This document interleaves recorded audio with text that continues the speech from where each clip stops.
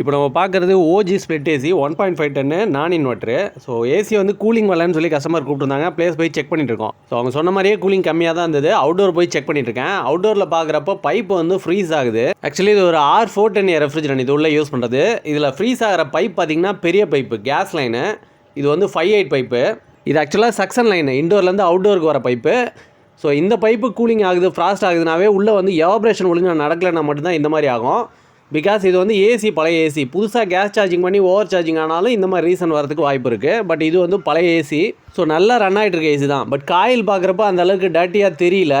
But air throw வந்து ஒழுங்காக இல்லை. ஏர் த்ரோ விட்டு தான் அடிக்குது. மேலே பார்த்தீங்கன்னா ஃப்ராஸ்ட் ஃபார்மேஷன் இருக்குது. கஸ்டமர்கிட்ட கழட்டியே காட்டினேன். இந்த மாதிரி மேலே வந்து ஓவர் ஐஸ் ஃபார்மேஷன் இருக்குது. ஸோ இது வந்து சர்வீஸ் நீட் இருக்குது இதில் அப்படின்னு சொல்லி காட்டிட்டேன். ஆனால் இந்த ஏசியை வந்து ஒரு 4 to 5 months முன்னாடி நான் தான் வந்து வாட்டர் வாஷ் பண்ணி கொடுத்தேன். பட் திரும்ப அகைன் அதே மாதிரியே வந்ததுனால கஸ்டமர் கேட்டாங்க. ஸோ இதில் ஒரு சில ப்ராப்ளம் என்னென்னா கஸ்டமர் வந்து சாம்பிராணி அடிக்கடி வீட்டில் யூஸ் பண்ணுறாங்க. இது வந்து ஆக்சுவலி ஹாலில் உள்ள ஏசி. ஸோ இந்த மாதிரி இடத்துல சாம்பிராணி ஊதுபத்தி இந்த மாதிரி புகையெல்லாம் வரப்போ ஏசியில் போய் செட்டில் ஆயிரும். அது வந்து ஒரு மாதிரி பிசுன்னு போய் செட்டில் ஆகி அடைச்சிரும். ஸோ அது ஜெல் ஃபார்மேஷன் மாதிரி கிரியேட் ஆச்சுன்னா ஏர் சர்க்குலேஷன் இருக்காது. ஸோ எவாபரேஷன் ஒழுங்காக நடக்காது. பட் எவாபரேட்டர் காயில் பார்க்குறதுக்கு க்ளீனாக தான் இருக்கும். ஆனால் வந்து அது பிளாக்கேஜ். ஸோ இப்போ வந்து ஓஜியில் உள்ள பாட்டம் சைட் ட்ரேவை கழட்டியாச்சு. ஓஜி ஏசியில் மட்டும் இந்த மாதிரி ஈஸியாக நம்ம கழட்டி க்ளீன் பண்ணுற மாதிரி ஒரு ஆப்ஷன் இருக்குங்க. ஸோ பாட்டமில் இருக்க blower wheel and bottom tray வந்து செட்டாக ரிமூவ் பண்ணியாச்சு. இதில் பார்த்தீங்கன்னா தெரியும் உள்ள அழுக்கு எவ்வளோ இருக்குன்ட்டு.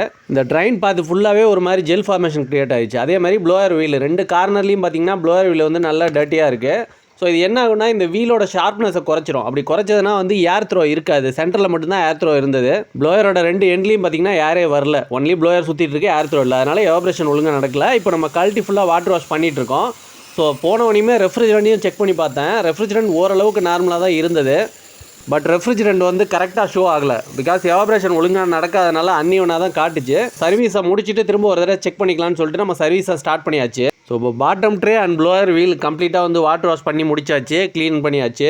அண்ட் இந்த ஏசியை பொறுத்தளவு நார்மலாக கஸ்டமரே ஒரு 10 daysக்கு ஒன்ஸ் வந்து ஃபில்டரை கழட்டி க்ளீன் பண்ணி தான் போட்டுட்டு வந்திருக்காங்க. ஸோ அதையும் தாண்டி பார்த்தீங்கன்னா உள்ள காயில் வந்து ஃபுல்லாக பிளாக்கேஜ் ஆயிருக்கு. இந்த இண்டோர் எவாபரேட்டர் காயில் பார்த்தா தெரியும், பார்க்கறதுக்கு கொஞ்சம் க்ளீனாக இருக்க மாதிரி தெரியும். பாட்டம் சைடு பார்த்துங்க ஃபுல்லாக ஜெல் ஃபார்மேஷன் மாதிரி இருக்குது. ஸோ இதுதான் வந்து காயில் பிளாக் பண்ணிடுது. பார்க்கறதுக்கு காயில் க்ளீனாக தெரியும். பட் இதில் ஏர் சர்க்குலேஷன் இருக்காது. அதனால் எவாபரேஷன் ஒழுங்காக ப்ராப்பராக நடக்கலை. அதனால் வந்து சக்ஷன் பைப் வந்து ஃபுல்லாக ஃப்ராஸ்ட் ஃபார்ம் ஆயிடுச்சு.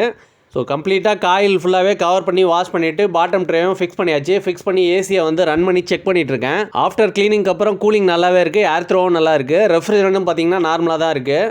ஸோ 130 பக்கம் இருக்குது, 130 பவுண்ட் இருக்குது. இப்போ பார்த்தீங்கன்னா ஐஸ் ஃபார்மேஷன் இல்லை, கரெக்டாக தான் இருக்குது, எந்த பிரச்சனையும் இல்லை. ஏசி நல்லாவே ஒர்க் ஆகுது. ஓகே ஃப்ரெண்ட்ஸ், இந்த வீடியோ பிடிச்சிருந்தா வீடியோ லைக் பண்ணிட்டு சேனலை சப்ஸ்கிரைப் பண்ணி வச்சுங்க. நீங்கள் இந்த சேனலுக்கு புதுசாக இப்போ தான் வந்திருக்கீங்க அப்படின்னா சேனல் பிளேலிஸ்ட்டை விசிட் பண்ணி பாருங்கள். இது போல் நிறைய வீடியோஸ் வந்து சேனல் பிளேலிஸ்ட்டில் இருக்குது.